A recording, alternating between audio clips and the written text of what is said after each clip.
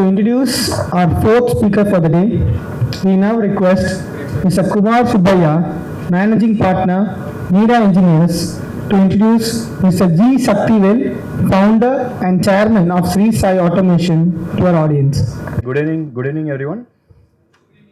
Okay, I am here to introduce Mr. Shaktivel, G. Shaktivel. It is my true honor to welcome Mr. G. Shaktivel, the founder and chairman of Sri Sai Automation. Mr. Shaktivel is a distinguished entrepreneur, technologist, and mentor who has been driving force in the industry since beginning of his business journey in 1997. Over nearly 3 decades, he has successfully built three vital business verticals. One is automation, next is agriculture, and another is artificial intelligence. Actually, his expertise and contribution is go beyond his own ventures. He is a technical mentor for 250 aspiring and established entrepreneurs, providing them with guidance need to achieve innovation and sustainable growth. He is deeply committed to giving back to society, actively contributing to education initiative and medical camps.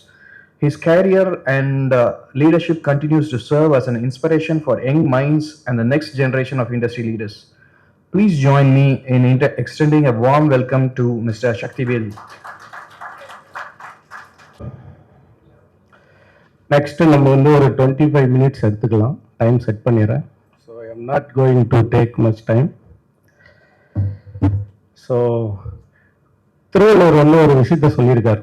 அதை நம்ம வந்து start பண்ணலாம். எத்தனை பேருக்கு தமிழே தெரியாது? எல்லாருக்குமே தெரியும். ஓகேவா? சூப்பர். படை குடி கூழ் அமைச்சு நட்பரன் ஆறும் உடையான் அரசருள் ஏறு.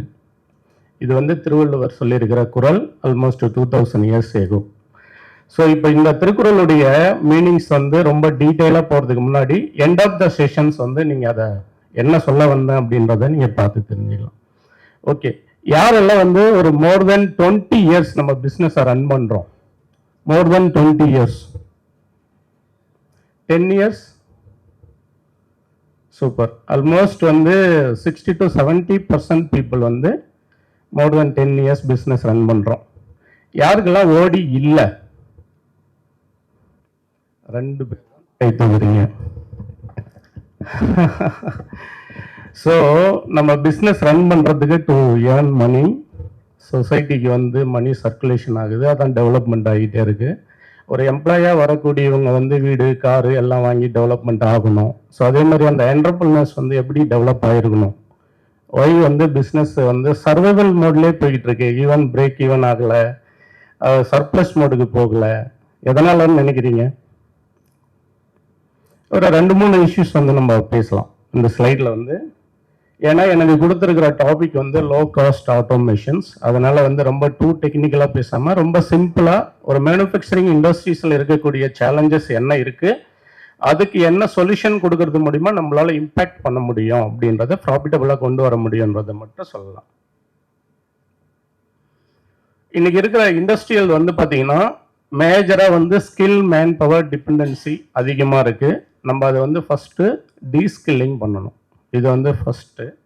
அதுக்கு அடுத்தது வந்து பார்த்தீங்கன்னா ரிஜெக்ஷன்ஸ் ரேட்டியோ. இப்போ வந்து நம்ம சிடி ஸ்கேன் அதெல்லாம் நிறைய சொல்லியிருந்தாங்க. ஸோ அந்த விஷயத்துலலாம் பார்த்தீங்கன்னா ஒரு ப்ரெஷர் டைகாஸ்டிங்கில் பண்ணதுக்கு அப்புறமா பொராசிட்டி வருது. இதெல்லாம் எப்போ தெரிய வருதுன்னா மேஜர் இண்டஸ்ட்ரீஸில் வந்து போஸ்ட் ஆப்ரேஷன் முடிஞ்சு இன்ஸ்பெக்ஷன் போகும்போது தெரிய வருது. ஸோ அப்போ வந்து மோல்டிங் ஸ்டேஜ்லேயே நம்ம அதை எப்படி வந்து கண்டுபிடிக்கலாம், அதை எப்படி வந்து நம்ம ரிஜெக்ஷனில் வந்து அவாய்ட் பண்ணலாம் அப்படின்றத பார்க்கலாம். அதுக்கு அடுத்தது வந்து பார்த்தீங்கன்னா பவர் காஸ்ட். ஒரு 10 years முன்னாடி பார்த்தீங்கன்னா 3 rupees 4 rupees மேபி வந்து ஒரு 6 rupeesக்குள்ளே இருந்தது. இன்றைக்கி 10 to 12 rupees, ஆல்மோஸ்ட் டபுள் ஆகிடுச்சு பவர் காஸ்ட்டு. ஸோ அது எந்தெந்த இடத்துலலாம் ஆப்டமைஸ் பண்ணலாம் அப்படின்றத பார்க்கலாம். அதுக்கு அடுத்தது வந்து பார்த்தீங்கன்னா ரா மெட்டீரியல் காஸ்ட் இன்க்ரீஸ் ஆகிட்டே இருக்குது. நிறைய நம்ம சிஇஓஸ் மீட்டிங்லேயே சொல்லியிருந்தாங்க இதெல்லாம் சேலஞ்சஸாக இருக்குது. பவர் வந்து நிறைய கன்சம்ஷன் ஆகுது. ரெண்டாவது வந்து ரா மெட்டீரியல் காஸ்ட்டுமே அதிகமாக இன்க்ரீஸ் ஆகுது. இதெல்லாம் ஓஇஎம் கிட்ட போயிட்டு என்னால் வந்து இன்க்ரீஸ் பண்ணி உடனே வாங்க முடியல அப்படின்னு சொல்லிட்டு நம்ம எங்கே இதெல்லாம் காம்ப்ரமைஸ் பண்ணுறோம்னா நம்மளுடைய மார்ஜினில். அதுக்கு அடுத்தது இன்கன்சிஸ்டன்ட் குவாலிட்டி. இப்போ வந்து நம்ம கிட்ட இருக்கக்கூடிய சிஸ்டம் வச்சு காஸ்டிங் பண்ணி ஃபர்ஸ்ட் ஆப்ரேஷன்ஸ் பண்ணி டிஸ்பேட்ச் கூட பண்ணிடுறோம். ஆனால் ஓஇஎம் கிட்ட அசம்பிளிக்கு முன்னாடி இருக்கக்கூடிய இன்ஸ்பெக்ஷன்ஸில் ரிஜெக்ட் ஆகி அதனால எவ்வளோ பெரிய லாஸஸ் வந்து யாராவது எத்தனை பேர் சந்திச்சிருக்கீங்க அந்த மாதிரி? நான் ஆப்ரேஷன்ஸ் எல்லாம் முடிச்சுட்டேன், ஆனால் கஸ்டமர் கிட்ட போய் ரிஜெக்ஷன் வந்தது அப்படின்றது. இதெல்லாம் வந்து மேஜராக வந்து பார்த்தீங்கன்னா இம்பேக்ட் ஆகும். சம்டைம்ஸ் ஆர்டர் கூட லூஸ் பண்ணுவோம் நம்ம.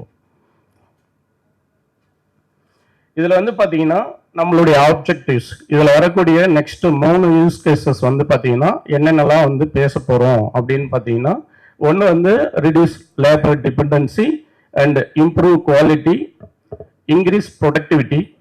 அதுக்கு அடுத்தது வந்து பார்த்தீங்கன்னா எனர்ஜி எப்படி சேவ் பண்ணலாம் அப்படின்ட்டு. இப்போ நம்மளுடைய லோகோவில் பார்த்தீங்கன்னா ஒரு 3 வேர்ட்ஸ் இருக்கு. யாராவது ஒரு வாலண்டியர் அதை படிக்க முடியுமா?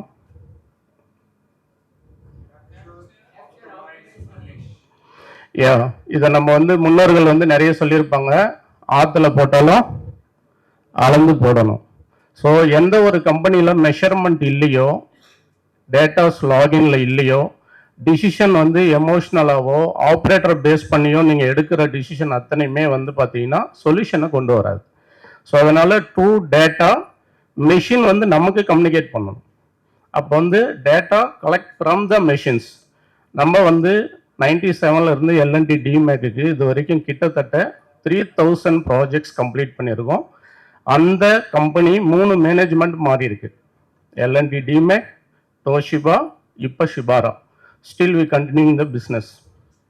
அதே மாதிரி சிண்டெக்ஸு, அதுக்கு முன்னாடி பிரைட் ஆட்டோ பார்ட்ஸு, இப்போ வந்து வெல்ஸ்பன் குரூப்.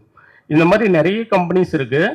ஈவன் மேனேஜ்மெண்ட் மாறினா கூட நம்ம கொடுக்கக்கூடிய சர்வீஸ்னால நம்ம கண்டினியூவாக பிஸ்னஸ் எடுத்துக்கிட்டே இருக்கோம்.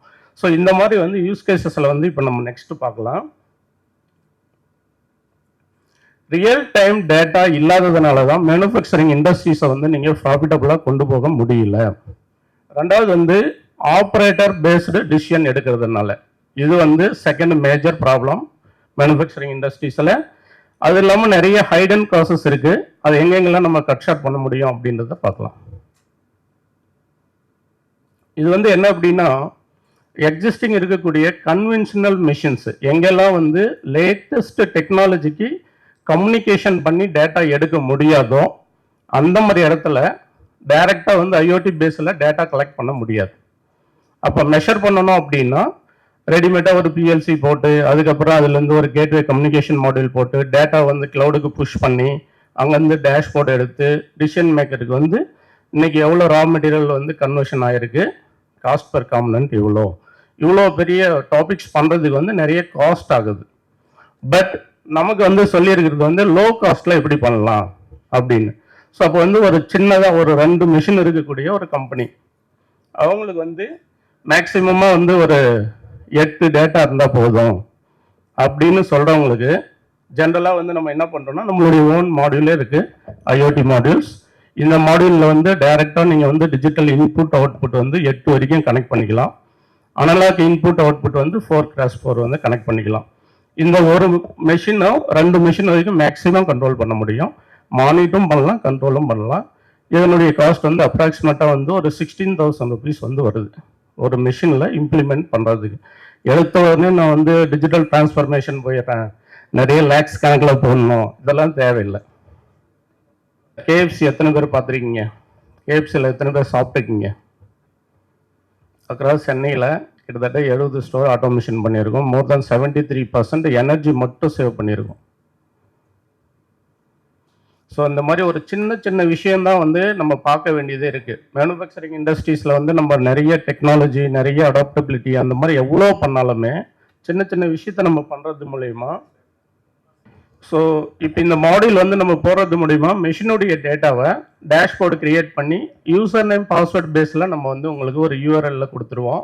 ஸோ உங்களுக்கு வந்து அங்கே கம்ப்யூட்டர் போடணும், நிறைய ஹார்ட்வேர் போடணும், அந்த மாதிரி விஷயம்லாம் தேவையில்லை. ஸோ வித்தின் 15,000 to 20,000 rupeesல உங்கள் ஃபேக்ட்ரியை நீங்கள் எனிவேர் குளோபலாக வந்து பார்த்துக்கலாம். ஸோ இது வந்து ஃபஸ்ட்டு ப்ராடக்ட்டு ஐஓடின்றதெல்லாம் நம்ம பண்ணக்கூடியது. இதில் வந்து சென்சார் வந்து மெஷினில் எந்தெந்த இடத்துலலாம் நெசசரி இருக்குது அப்படின்றதெல்லாம் நீங்கள் சொல்லணும். அந்த பாயிண்ட்ஸில் நம்ம மானிட்டர் பண்ணலாம். ஈவன் வந்து இப்போது இன்ஜெக்ஷன் மோல்டிங் மிஷின் வச்சு நான் சொல்கிறேன். So mould temperatures fixed plate and moving பிளேட்டனில் zone wise temperature, feed zone temperatures, அதுக்கப்புறம் oil temperature, oil level, oil pressure, injection pressure எவ்வளோ இருக்கணும். ஸோ இந்த மாதிரி வந்து ஒவ்வொரு பேராமீட்டரையும் நீங்கள் மானிட்டர் பண்ணுறது மூலயமா ஈவன் அந்த ஜாப் வந்து மோல்ட்லேருந்து டிஸ்சார்ஜ் ஆகும்போதே நீங்கள் அது ரிஜெக்ஷனாக குட்டான்றதை கண்டுபிடிச்சிடலாம்.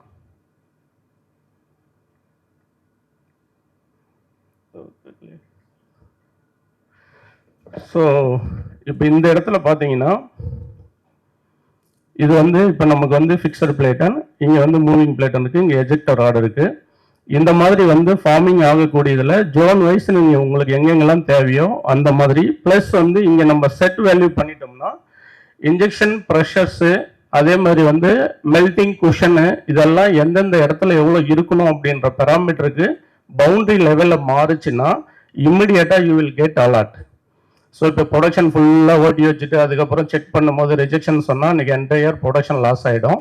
ஸோ டிலேடு டெலிவரி கமிட்மெண்ட் ஆகும். அப்போ வேல்யூபிள் கஸ்டமர்ஸை நம்ம லூஸ் பண்ண வேண்டியது இருக்கும்.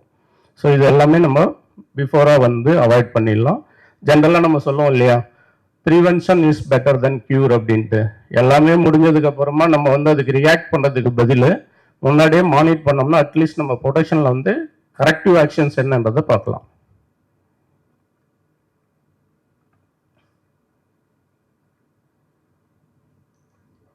எங்கே சேஞ்சஸ் ஆகிறதுக்கு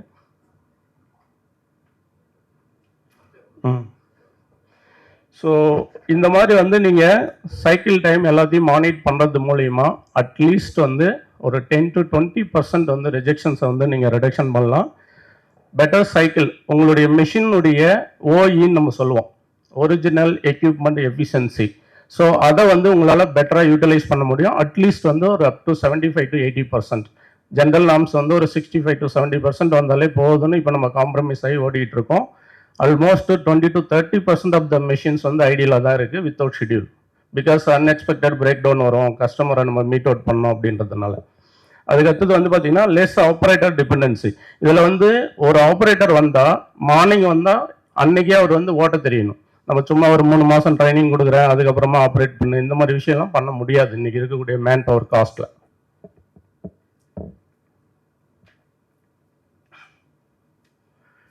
ஸோ செகண்ட் வந்து பார்த்தீங்கன்னா இன்ஸ்பெக்ஷன் ரிலேட்டடான ப்ராப்ளம்ஸு. இது வந்து டைமென்ஷனல் ரிலேட்டடாக இருக்கக்கூடிய பேராமீட்டர் ஜாஸ்தி கிடையாது. ஐஸ்தட்டிக் இப்போ வந்து ப்ரெஷர் இல்லாமல் ஒரு டைகாஸ்டிங் பண்ணி வரும்போது டென்ட் மார்க் வர்றது, இல்லை ஷார்ட் ஃபால் வர்றது, இந்த மாதிரி இனிஷியல் ஸ்டேஜில் ரிஜெக்ஷன் பண்ணக்கூடியது. ஏன்னா இப்போ வந்து ஒரு மேன் பவருக்கும் இன்னொரு மேன் பவருக்கும் நடுவில் டிபெண்டன்சி வந்து மாறும்போது ஒருத்தர் வந்து அது நல்ல பார்ட்டுன்னு எடுத்து வச்சுறாரு, இன்னொருத்தர் வந்து இல்லை அது ரிஜெக்ட்னு எடுக்கிறாரு.